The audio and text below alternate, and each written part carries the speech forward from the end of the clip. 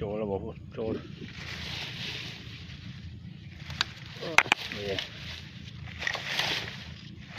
thấy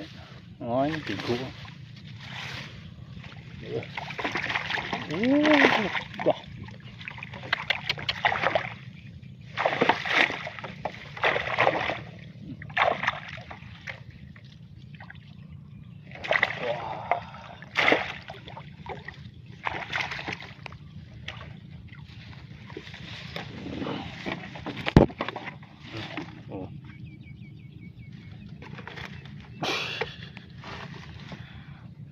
cái cụ cái chỗ đây này cái cụ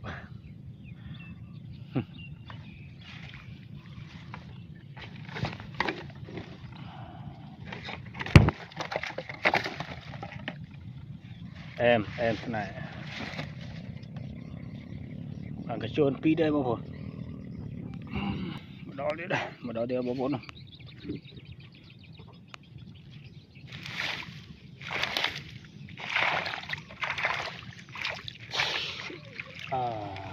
đi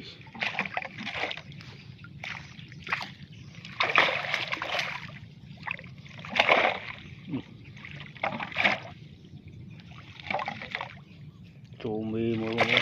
mua mà tô hơi mì lấy khăn đây chích một cái lỗ em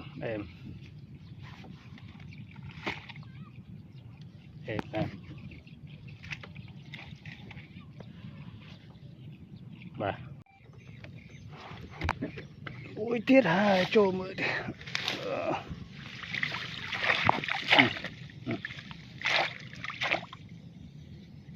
muối cái trồn muối về cái lá lô em mới biết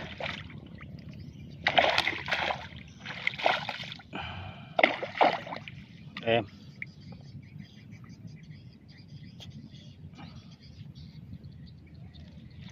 đã dăng một con đã cọp xem mai chô lộn tuần đi